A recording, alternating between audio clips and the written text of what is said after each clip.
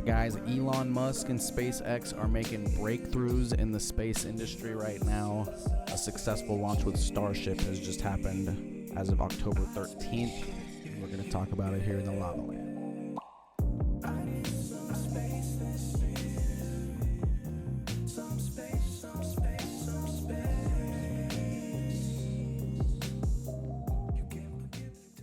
Guys, what do you think Elon Musk's main purpose of what do you think his goal is with everything he's trying to accomplish overall? He's obviously stated he's trying to get to Mars. For sure. But I think his goal is to try to get us off Earth, so in case something goes wrong, we're a multi-planet species instead of just being on Earth, because mathematically and statistically, if we're just on Earth and something happens to Earth, we're done for. Right. So, the more we expand, the more we exist. Yeah, for sure. I guess that kind of leads to the question of, do you think he knows something that we don't, as far as how fast, I guess, it's all happening, right? It's just kind of happening before our eyes. I mean, I would say the elites do know something. I mean, they're building bunkers, they're investing in space, deep sea exploration. So, okay. I mean, drones, metaverses, AI. I think businesses that have mega money, they're kind of in not just business things now. And that's telltale kind of for me. That is true. What do you think, Dala? What do you think about what Elon Musk is trying to do, getting to Mars and everything? Well, I think he's also trying to be the first to build the first ever, useful humanoid robot. Look at the Tesla robots. Right? Take that for an example. Yeah. If he becomes the one that makes the robot that people start buying and, using to, do the dishes, do the laundry, you know what I mean? Mm-hmm. He's already, most people would say, probably the world's richest man, as far as being considered a trillionaire, basically. You know what I mean? Just about, yeah. So sure. you do that, dude, you're rocking in more money. You know what I mean? Just yeah, he's unstoppable at that point. The power, it's too much. Anakin, I have the high ground. Never. Yeah, I guess I think it's kind of crazy, and it's. If it just depends on what you believe. If you believe that space is even what we are told it is, or you know what I'm saying. But hey. I hope we can go to Mars. That would be so cool, dude. Even if you don't live there, if that's gonna happen, bro, there's gonna be a point where people are gonna be born on Mars and not know anything about living on Earth. That's true. That is so crazy to think about. And what's even crazier is, some people think that, we came from Mars as far as our species. So it would almost be, coming around full circle. Well, you guys, I got a little presentation for y'all. It's going to kind of go over a little bit about what Elon's mission is. You did this for us, buddy? Yeah, bud, of course. This helps. Wow, now we can understand. It really does help. I'm glad. All right, so this is going to be a discussion on why SpaceX's Starship is essential for humanity's expansion beyond Earth and how it will refuel in space. One of the main problems when it comes to space travel that we've had is refueling. So we're going to kind of go into that. What do you think the main problems are with refueling? I think it's the propulsion system we use in general right now. I think we have the ability to, if we want to and we want to spend the money, I think we have the ability to traverse our solar system easily with our capabilities. The hard part, which honestly isn't going to be as hard as you think, would be finding astronauts willing to volunteer that much of their life. Because if they were hey, I'm going to fly to Venus and back or something, right. That's their whole life, if not longer. That's crazy. but with some type of upgraded propulsion, or the Starship, which has like way more powerful rockets Mm-hmm. from the limited stuff I've read on it. I mean, maybe we're going to get out of our solar system in our lifetime. Maybe we'll be older, but that would be cool to see what beyond our solar system's like. That would be. I honestly think that we're not too far off, like thinking like Star Wars thinking here. That like if we can make robots, right? We can make house-made robots like a Roomba and stuff that can sweep your floor and shit. Why can't they make a robot that like is basically magnetic to your ship, right? And it's like a fuel canister, right? It's a fuel robot. So you fill this robot up with fuel, and then he's sitting there as like backup fuel. So as soon as you get to a certain point you need to refuel, robot dude comes in, basically think like an R2D2 type of idea, right? Comes in, fuels up your ship, boom, you're good to go. And then when you need to, when you've landed or whatever, you just grab buddy, refill him back up, slap him back on your ship, roll out. Autobots type shit. I'm out. Roll out. Roll out. One thing before I let you get deep into this, because I'm vibing with this, Yeah. is there's a quote from that damn Lego Pharrell movie that I keep talking about. Shout out Lego Pharrell movie. He says when he was a kid, he was thinking about like how he's going to make it out of the project houses and like do the whole thing. Okay. You know, not be poor, so to speak. And he said like the reason he really vibed with space and Carl Sagan is he always told him and his friends, if a man can walk on the moon, we can make it out of the projects. Damn. I think that was pretty hard. That's wild. And if Elon Musk can get us to Mars or more, like, think of what that'll do for humanity. Dude. Like, we need a win. We need it, because, like, if we got to Mars, like, who cares who gets there? That's cool, bro. Yeah. If India or somebody makes it to another planet and explores it, like, that's great for humanity. Mm-hmm. Like, that's everybody's putting a flag up there as far as I'm concerned. sure, that's Because, like, exactly. that's humans. We're all humans on this rock, Exactly. dude. We need to remember that. Yep. Hell yeah. I know that's right. So we're gonna kind of go into how the Starship works, what its purpose is, and everything like that. So to set the scene here, this is a new era where dream becomes reality. Elon Musk's vision of a multi-planetary civilization is rapidly coming to fruition. With Starship, the largest rocket ever built, ever in human history, had another successful launch on October 13th. It was in Texas, Boca Chica, Texas, to be exact. Why is Starship critical? I'm going to tell you right now. Payload limit. Legacy Falcon rockets can't carry the massive payloads required for true interplanetary colonization. Basically, the rockets that we currently have are unable to carry the weight of resources that you gather that you would need to transport to the other planet, for example. Like if we needed to bring resources from Earth to Mars, it's way too heavy. Yeah. You know, for the rockets, because they already have their own fuel to carry for one, and then they'd have to carry their own resources and everything like that. Full reusability enables large-scale affordable missions, the key to high-frequency trips, structuring capacity. Stainless steel is what this rocket is apparently made of. 150, I don't think that's supposed to be tons. It says I believe that's what it is. 150 tons of low Earth orbit. I mean, if it's a massive rocket booster, it probably weighs about that much. Yeah. And if it's like going to be fully loaded, I'm sure there's a difference between it when it's empty and coming back or whatever they have. Because once it gets going, it'll kind of be like satellites. Yeah, where exactly. those things will be orbiting the Earth, and Those it'll be will be like weightless. this one's full, waiting to go. This one's empty, waiting to come down. And that'll be pretty wild. It'll be like semis, but in space orbiting Earth. Exactly.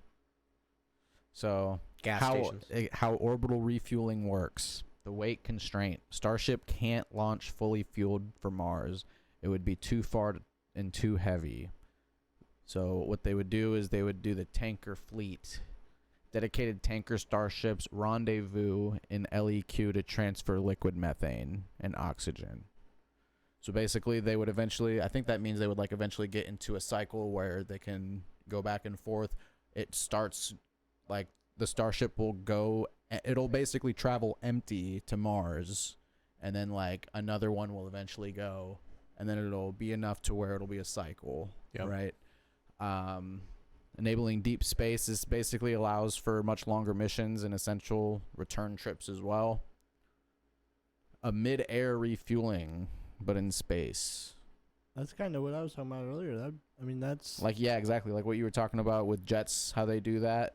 I imagine that by the time that it is a thing where we can go to these planets, they'll have like a highway, like not like a highway, but like a gas station in space where it's like a refueling station, basically. Right, like right. You might even be able to stop and eat, and maybe even be able to rest, like a truck stop. You know what I mean? Like Coming on down space sheets.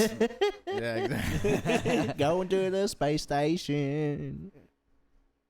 All right, so to close the loop, there would need to be fuel production built on Mars. Cost management. Without refueling, Mars's mission would cost billions per flight and be unsustainable. The Sabatier reaction, this chemical process, is key in situ resource utilization. Not sure what that is, to be honest with you. It's probably just to be sufficient within like Mars itself, to where you're not like sufficient. to where you're not having to haul fuel to a place. It Right. has its own fuel. I imagine is what that. So it's like a fuel still that's yeah. produced there or Yep. manufactured there. Closing the logistical loop, and it makes colonization scalable and enables Starship to refuel and return to Earth. Yep. And that launch that was done on October 13th proved that it can return back to Earth after a launch, fully intact. And that's kind of a big deal. That's like the final step, really. Yeah. If you think about it in the test, then it's just getting it all planned and the right time to do it. Yeah. What do you think, Dala? What do you think about it? I think that fuel production is something that is essential for modern civilization, in the sense that I don't think ever since the world has had cars that we will never go back to not having a mode of transportation. Right? Yep. So we need fuel. And eventually I think Earth will run out of fuel. So if we're able to go to Mars or eventually other planets and find resources in other places, that will be beneficial to humanity as well, in the sense that it will allow us to enlarge our amount of resources and limit the possibility of us depleting our resources and having none left, so to speak. It's basically doubling our chances of species survival. One thing I will say, I find it interesting that this is something that's happening in America, and the American military has the standard in the world on refueling planes. So aside from being able to launch them off aircraft carriers at the speed we can, the amount of air fueling we can do with every plane, the amount of planes we have to refuel is like 100 to 1 to like the rest of the world combined. So U.S. has always kind of been an expert on fueling things mid-flight. Just like for a little side note. Hell yeah. Well, Starship is more than just a vehicle, you guys. It's an entire system. It's poised to fundamentally redefine how humans explore and inhabit the cosmos. It represents a shift from temporary visits to sustained life beyond Earth. So let me ask you this. Do you guys truly believe that Mars will become the second life-sustaining planet that'll be able to hold and sustain humanity? I'm not sure, in the sense that there's possibilities that there might have been life on Mars at one point, right? And if that's the case, why is it not known that there's still life there? Ooh, that's a good point. What wiped them out? What caused them to leave Mars? Did they deplete Mars resources before they decided, oh, we got to go? You know what I mean? So, like, if we decide to go there and then it's like, oh, it's just a barren wasteland, basically. It's just a planet that we don't know what to do with. We can build on it, but we're going to have to bring resources here. We're going to have to bring wood and metal and steel and cement and all this other shit that may not be available. Now, if they can find sources of water or create possibly man-made bodies of water and then use those to sustain themselves while they're living on Mars, then maybe that's a possibility. But watch it be something totally different. They come out and be like, oh, you know what? We're actually going to Saturn because we think we can use the rings as a highway, as a space highway. We'll just fly around like a street and we'll go to different locations on the planet and be like, next stop, Ring Central, a.k.a. corporate for Saturn. Corporate ring. What about you, Jay Brand? What do you think? If you even remember. I think the question was, is Mars is it going to be the colony or the second colony of Earth? Yep. Of our people? Yep. I firmly believe Mars will be, mainly because our lack of the fuel and fuel production in space and our mode of how you'd say like propulsion system in space is still very primitive, and our ability to like maneuver in space at those speeds needed to like travel in enough time to get there for like the people on the ship die essentially is going to need a level of AI we don't have yet. Because the AI is going to have to be like the pilot in future space travel because it's going to have to move so fast.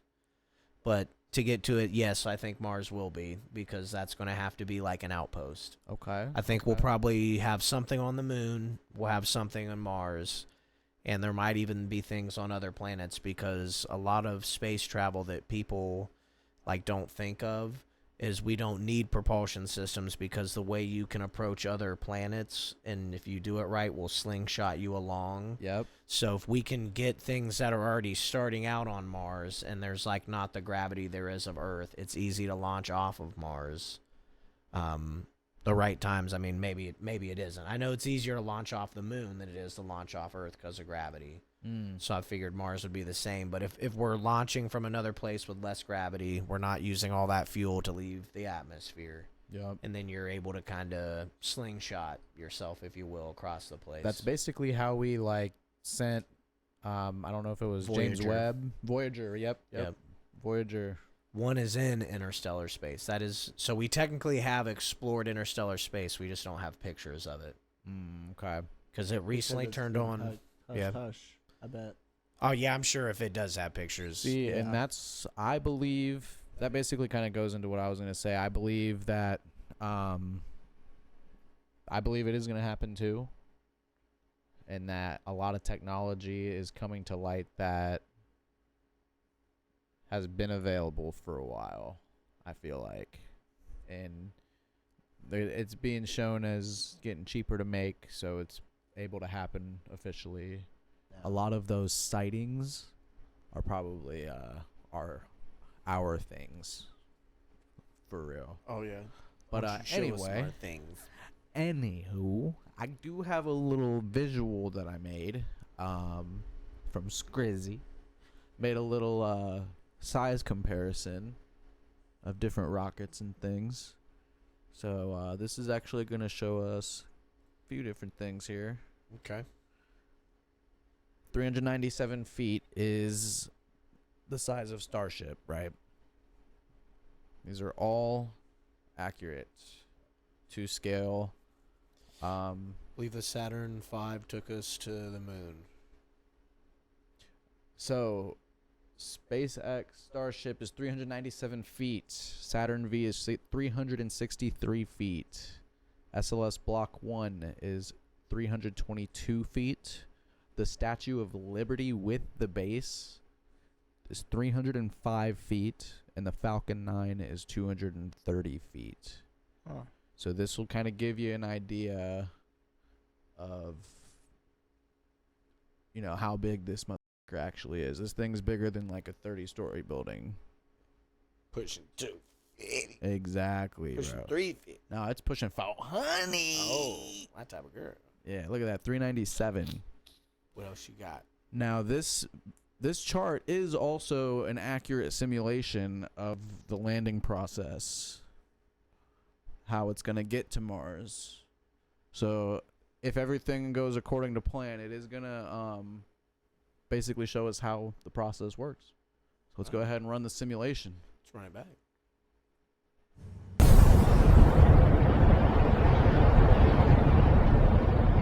So there it goes into hyperspace. And then here it's approaching Mars right now. Oh, shit. That's not supposed to happen. Oh. Well, I guess we're not going to be We're good. multiplanetary. Sorry, guys. Because of an asteroid storm. Yep. I guess we'll just see you next time. Make sure you guys like and subscribe. They need like Star Wars spaceship, like the weapons. You know how like they would shoot those lasers out of their ships? You could just destroy those comets. You know what I mean? Those asteroids. You don't ever read the comments, buddy. Exactly. Anyway, thanks guys. Bye. Thank you. everybody. Make sure to hit the like button and subscribe. We appreciate it. Love.